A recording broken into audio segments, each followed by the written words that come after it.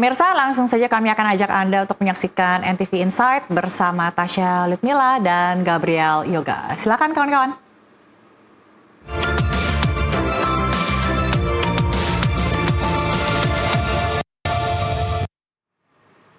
Ya, pemirsa, Anda kembali menyaksikan NTV Insight. Kali ini bersama saya, Tasya, dan juga seperti biasa saya ditemani analis NTV Insight, Gabriel Yoga. Halo Mas Yoga. Halo. Kita hari ini membahas tentang bencana ya? Iya, ini kita masih untuk melanjutkan pembaruan data soal bencana banjir yang menimpa Aceh dan Sumatera Utara dan Sumatera Barat. Oke, gitu ya. Hari ini apa spesifiknya yang akan kita bahas? Ya, ini kita akan bahas beberapa hal ya, terutama soal makin banyaknya pasokan bantuan yang terus mengalir, termasuk pangan, logistik, kemudian obat-obatan, sampai tim-tim relawan itu juga sudah banyak mengalir ke daerah di tempat-tempat bencana itu. Nah, tapi perlu juga diperhatikan bahwa ini sampai hari ini sudah ada 974 yang ditemukan meninggal, kemudian ada hampir 300 orang yang masih dinyatakan hilang, dan 1 juta pengungsi ya, 1 juta pengungsi, kemudian ada 52 kota kabupaten yang terdampak gitu ya. Nah, ini kebutuhan vital korban banjir gitu ya. Sejauh ini memang banyak masyarakat yang bergerak secara mandiri untuk mengumpulkan bantuan. Bantuan tuh memang sudah sampai ke sana ya? Bantuan sebagian sudah sampai di sana, kemudian menyusul dari pemerintah mengirimkan bantuan juga sejak dinyatakan tanggap darurat tanggal 27 November kemarin gitu. Tapi memang ada beberapa kontroversi, termasuk kritik terhadap para pengumpul donasi ini. Apa tuh catatannya? Ya, jangan sampai mengalahkan kinerja pemerintah lah, kira-kira gitu ya. Oh, oke. Ada komentar-komentar gitu ya. agak sinis ya dari pejabat yang merasa bahwa ada beberapa orang yang sipil kemudian bisa mengumpulkan donasi lebih besar dan lebih cepat sampai begitu ya. Betul. Ya, kalau masyarakat mengumpulkan donasi itu kan artinya bergerak atas dasar kemanusiaan gitu ya. Mereka tahu dari media digital, dan seperti kita ketahui bahwa mereka di daerah Aceh dan Sumatera yang terkena banjir ini sempat putus komunikasi, tidak ada jaringan komunikasi selama lebih dari 5 hari gitu ya. Sampai sekarang pun masih ada banyak sekali kendala di lapangan, termasuk akses yang putus. Nah, itu seharusnya dirangkul dari awal gitu, jangan berjalan sendiri-sendiri, apalagi sampai kemudian disindir terus gitu ya. Ini mentang-mentang influencer gitu ya, baru sehari mengumpulkan sekian ratus juta, sekian miliar, lalu tampil di media sosial, dan kemudian langsung disindir seperti itu. Ya, itu agak ironis ya berarti ya. Betul, ketika tidak bisa mencapai daerah-daerah tertentu, masih ada banyak daerah yang terisolasi, yang membantu malah justru disindir. Itu kan sebetulnya bentuk perhatian dari masyarakat ya, ketika mereka melihat ada yang kesulitan, ya mereka langsung bergerak gitu tanpa menunggu bantuan atau komando dari negara gitu. Betul. Dan itu sebetulnya sejalan dengan riset yang menunjukkan bahwa Indonesia adalah negeri paling dermawan di dunia. Itu selama mungkin sekitar 5 tahun terakhir itu masih masuk risetnya Indonesia. Kita tidak ada masalah dengan memberikan bantuan. Tidak ada masalah sebetulnya dengan memberikan bantuan. Hanya saja tadi soal kejelasan koordinasi, kemudian ini harus disalurkan kemana gitu ya. Koordinasinya seperti apa. Sampai hari ini ini dari beberapa item bantuan yang memang sudah kita ketahui dan sudah terpetakan ini yang dibutuhkan oleh mereka, mana yang paling sulit untuk dikirimkan ke sana, atau mungkin masih jadi keluhan dari para pengungsi? Yang jelas yang paling dibutuhkan ya ini tadi ya, pangan gitu ya. Kemudian air bersih. Gitu ya. Kalau ini air bersih bagaimana cara memberikannya nih, Mas Nah, itu Yoga? per hari ini PMI sudah mengirimkan lebih dari 50 truk air bersih untuk ke sana gitu ya, untuk memasok. Ini bentuknya berarti jerigen atau bentuknya truk air gitu ya. Nah, tapi kemudian ada juga dari daerah provinsi-provinsi tetangga sudah mengirimkan juga bentuk air bersih gitu ya. Karena kalau kena banjir itu kan otomatis air terkontaminasi. Dan itu akan sulit sekali mendapatkan air bersih gitu. Mau menggali sumur baru pun masalahnya di sini. Tidak ada listrik. Gitu kan? Tidak ada listrik juga. Dan hari ini sudah ada klarifikasi dari pemerintah Aceh, bahkan ketika Menteri SDM Pak Bahlil menyatakan bahwa listrik di Aceh akan pulih gitu ya. Ternyata sampai hari ini masih belum pulih seperti semula. Dan air bersih ini kemudian imbasnya akan kemana-mana, termasuk ke bagaimana mereka mengolah makanan. Dan kemudian penyakit-penyakit kulit dan penyakit perut yang kemudian timbul ya setelah itu. Kalau bicara soal risiko, nah ini dibayangi penyakit setelah bencana ini paling paling dipantau penyakit-penyakit yang setelah bencana ini muncul. Karena tadi seperti saya bilang, airnya sudah terkontaminasi. Sulit sekali mendapatkan air bersih, apalagi dengan banyaknya daerah yang tertutup lumpur, gitu ya. Jangankan untuk membersihkan perangkat atau mencari air baru, orang-orang di sana saja masih kesulitan untuk membersihkan dirinya sendiri. Iya. Seperti itu. Kemudian infrastrukturnya rusak. Ini jalan, jembatan, gitu ya. Kemudian akses-akses publik itu masih terputus juga, masih banyak. Kemudian sanitasinya buruk, gitu ya. Kemudian ada malnutrisi karena tadi pangannya sulit sekali. Iya, bayangkan betul. Orang yang punya pasokan lumbung, biasanya ada lumbung, ada sawah, ada kebun gitu, kemudian mereka tidak punya apa-apa lagi. Itu semua hancur terbawa air ya? Betul, dan ini adalah hal yang fatal ketika lebih dari 1 juta orang mengungsi, gitu ya. Kemudian tadi pengungsiannya padat, orang tidak tahu lagi harus berbuat apa gitu ya. Kemudian ditambah lagi adalah cakupan vaksinasinya rendah. Oke, ini jadi bertubi-tubi ya? Jadi ini berlipat ganda gitu ya. Sebagai catatan, wilayah Aceh, Sumatera Barat itu termasuk daerah provinsi dengan cakupan vaksinasi yang rendah, di bawah standar minimal nasional, yang minimal harus 90% cakupan vaksinasinya. Oke. Gitu. Per hari ini berarti dengan item-item yang kemudian menjadi PR besar bagi pemerintah provinsi maupun pemerintah pusat untuk segera diperbaiki, ini daerah-daerah mana saja Mas Yoga yang kemudian memang terpetakan masih sulit sekali untuk dijangkau? Ya, sebetulnya kalau daerah tentu semuanya harus dijangkau gitu ya, tapi paling tidak di daerah-daerah yang banyak pengungsinya ini. Oke. Daerah-daerah pengungsi, kemudian ada lagi membuka akses ke tempat-tempat yang masih terisolasi. Iya. Contohnya ada beberapa desa yang sudah hilang, bahkan hilang dari peta, gitu ya. Ada beberapa desa yang di Aceh, kemudian ada desa di Sumatera Utara juga yang sudah hilang dari peta. Bayangkan tinggi tutupan lumpurnya saja sudah lebih dari 3 meter gitu, sudah sampai ke rumah tutup. Bayangkan ini tiang listrik gitu ya. Kemudian baru kelihatan ini listriknya, tiangannya tersisa sekitar 3 meter gitu ya. Artinya ini ada daerah di bawah sini yang sudah hilang sama sekali. Terkubur ya. Terkubur sampai di situ. Nah itu yang jadi catatan penting buat pemerintah gitu ya. Kemudian untuk para orang-orang yang bertanggung jawab membantu. Sebagai catatan, pemerintah juga sudah mengirimkan lebih dari 30.000 ya.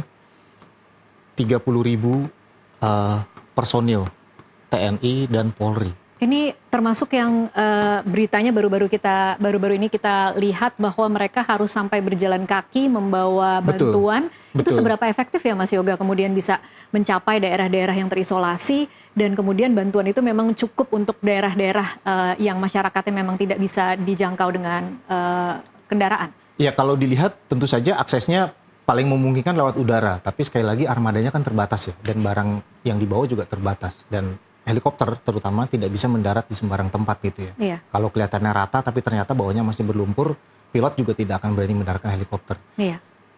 Semua cara itu harus dilakukan gitu, termasuk dengan berjalan kaki gitu ya. Menembus lumpur, kemudian puing-puing dan segala macam. Nah, itu juga yang dilakukan oleh masyarakat di sana. Mereka ada yang berjalan puluhan kilometer hanya untuk mencari bahan bakar dan meninggalkan keluarganya di tempat pengungsian. Itu yang harus dilakukan, seperti itu sih. Nah, saya juga ingin, ini ada infrastruktur yang rusak. Ini bayangkan kelumpuhan yang ada di Aceh, Sumatera Barat dan Sumatera Utara gitu ya. 158.000 rumah, lalu ada 435 jembatan, 534 fasilitas pendidikan, kemudian ada kesehatan. Tadi kalau kita ngomong kesehatan, per hari ini ada satu berita bagus bahwa RSUD Aceh Tamiang sudah semakin bersih, jadi bisa menampung lagi yang tadinya itu porak-poranda dan banyak lumpur dan ada banyak pasien di dalamnya. Rasanya ini sudah cukup jadi berita bagus untuk membantu masyarakat di sekitarnya gitu. Oke, tapi kalau dengan kondisi 435 jembatan yang saya yakin mungkin tidak akan bisa cepat untuk diperbaiki, kemudian ada 534 fasilitas pendidikan, ini kira-kira bisa tergambarkan bahwa proses pemulihan bagaimana aktivitas masyarakat di sana, termasuk aktivitas kegiatan belajar mengajar, ini kira-kira akan butuh waktu cukup lama ya Mas Yoga? Saya pikir kalau untuk pendidikan artinya ini belajar dari bencana tsunami di Aceh 2004 waktu itu ya, lebih dari 200.000 orang ya yang putus sekolah waktu itu, dan pasti akan ada prioritas Artinya harus menyambungkan dulu itu jembatan, apalagi daerah Sumatera Utara, Sumatera Barat sampai Aceh itu kan dikenal dengan kontur yang berkelok-kelok, ada banyak bukit, banyak gunung, banyak jembatan gitu ya. Itu harus disambungkan dulu supaya nyambung gitu. Kalau semuanya pakai udara, jumlahnya kan sedikit sekali. Jadi harus perbaiki ini dulu, kemudian baru bisa memperbaiki ini begitu ya. Dan jangan lupa ruas jalan yang putus pun juga masih banyak, yang masih tergenang air gitu. Kita banyak melihat tayangan-tayangan video bahwa kesulitan untuk menembus daerah-daerah yang banjir. Seperti itu. Nah ini kita tahu ya, Indonesia ini negeri penuh dengan bencana. Gitu. Rata-rata ada lebih dari 2.500 bencana setiap tahun dan 98% diantaranya adalah bencana hidrometeorologi. Artinya tadi banjir, kemudian longsor, kebakaran hutan karena kekeringan panjang gitu-gitu. Yang sebetulnya itu bisa diantisipasi. Dan kita juga tahu ya waktu-waktunya memang biasanya terjadi di akhir tahun. Contoh banjir yang terjadi di Aceh dan Sumatera, BMKG sudah mengeluarkan peringatan. Bahkan sejak awal November bahwa akan terjadi hujan lebat segala macam. Dan hari ini BMKG sudah mengeluarkan peringatan lagi. Akan ada potensi hujan lebat di sepanjang Sumatera lalu di Jawa juga. Termasuk di daerah-daerah yang saat ini termasuk di daerah yang masih terkena bencana. Gitu. Dan kira-kira dengan kondisi mereka yang masih gagap dengan menanggulangi bencana saat ini, ada peringatan BMKG. Kalau kita memantaunya, pemerintah daerah akan siap tidak untuk antisipasi? Ya kalau antisipasi bencana, paling tidak mereka harus memikirkan dulu nih para pengungsi, orang-orang yang di sekitar situ. Gitu. Dan kalau dilihat dari badan-badan yang bertanggung jawab gitu ya, dilihat saja contoh ini anggaran ya? Anggaran BNPB, kemudian ada Basarnas, BMKG gitu ya. Dan kita tahu ada BNPB itu tahun depan itu hanya tersisa 491 miliar gitu ya. Kemudian ada dana cadangan memang 5 triliun per tahun. Tapi estimasi kerugian bencana Indonesia setiap tahun itu rata-rata adalah 22 triliun. Gitu. Jadi kita sebetulnya dananya memang nggak cukup. Tapi itu bisa diatasi kalau mitigasi dan antisipasinya baik. Gitu. Artinya tadi ada peringatan bencana di daerah gitu ya. Kemudian riset gitu ya, riset soal bencana itu betul-betul diperbaiki gitu ya. Jangan menunggu sampai bencana datang, ya kejadian seperti ini. Ya, artinya gitu pemerintah provinsi, pemerintah daerahnya juga harus tahu apa yang harus dikerjakan ketika musim bencana akan datang. Dan masyarakatnya juga memang harus terbiasa dengan bagaimana mereka harus mengevakuasi diri ya Mas Yoga. Jadi harus tahu cara mengevakuasi diri, jangan abai dengan peringatan dari badan-badan yang bertanggung jawab gitu ya. Karena kerugian banjir Sumatera saja estimasinya kan segini ya. Ada yang menghitung, Celios, itu lembaga riset ekonomi, menghitung sekitar 68 triliun kerugian. Kemudian ada lagi dari angka dari parlemen, ada muncul estimasinya sekitar 200 triliun gitu ya. Sementara perhatikan di 2025, ini dananya BNPB ya. Itu hanya BNPB ya? Ini BNPB, dana siap pakai, sisa anggaran BNPB, lalu ada dana siap pakai, itu 500 miliar. Kemudian 2 atau 3 hari lalu, Pak Presiden Prabowo menyatakan bahwa akan memberikan bantuan 4 miliar untuk 52 kabupaten. Tetap masih jauh ya dari... Masih jauh. Kemudian ada 20 miliar lagi untuk 3 provinsi. Gitu ya. Sementara... Ini dana untuk rekonstruksi kah atau dana... Ya, untuk rehabilitasi awal. Rehabilitasi, gitu ya. Rehabilitasi awal. Dan kemudian dananya dari mana sih betulnya harusnya diambilnya gitu kan. Pada akhirnya tadi bantuan dari masyarakat lah yang bisa jadi andalan gitu ya. Seberapapun itu harus diterima sebetulnya. Jangan malah disindir-sindir lah katakanlah gitu. Mereka harus dirangkul gitu ya. Dan ini yang menarik adalah estimasi kerugiannya segitu ya. Dan Tasya kalau masih ingat, berapa dana MBG tahun depan? Berapa ya? 335 triliun. Mungkin dari situ saja ya harusnya Mas Yoga ya? Ya kalau ini ya bisa dipotong, artinya programnya harus jadi dikurangi atau tidak, atau efisiensi tadi.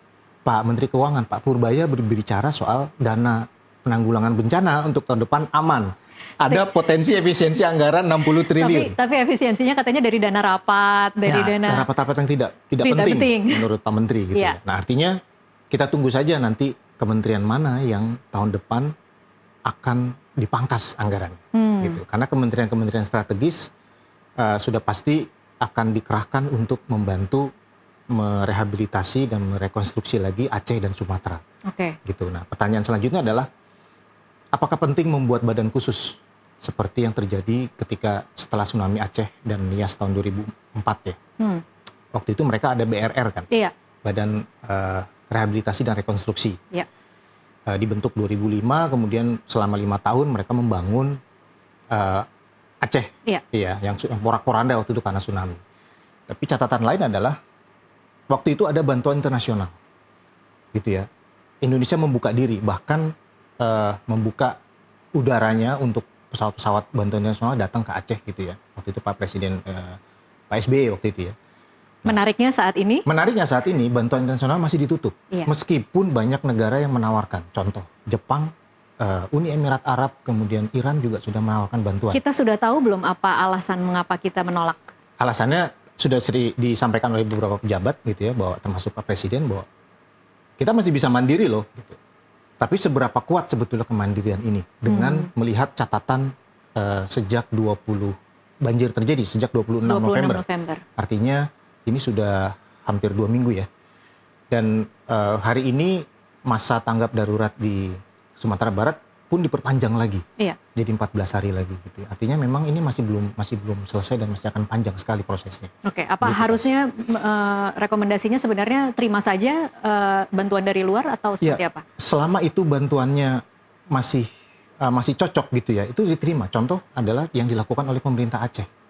Mereka menerima bantuan dari Malaysia, kemudian dari Cina mereka terima gitu. Tentu saja. Ini karena pertemanan kepala daerahnya kalau tidak salah ya? Iya, pemerintah daerahnya harus melaporkan juga gitu kan. Jadi jangan diam-diam lagi, masuk diam-diam seperti ya tidak kenal sama sekali gitu ya. Tapi tentu saja kalau itu tujuannya untuk kemanusiaan, ya kenapa harus ditolak sih sebetulnya. Kita terima aja, dan itu bukan hal yang tabu sebetulnya. Menerima bantuan itu bukan berarti kita lemah gitu. Memang kita butuh cepat untuk menolong teman-teman atau keluarga yang ada di tempat bencana. Gitu. Ya, apapun sebenarnya demi masyarakat agar kemudian bisa terselamatkan, termasuk mereka yang masih terisolasi sampai hari ini, begitu ya kira-kira. Terima kasih Mas Yoga untuk waktunya bersama kami di NTV Insight. Baik. Pemirsa, demikianlah NTV Insight untuk saat ini. Sampai jumpa di NTV Insight berikutnya.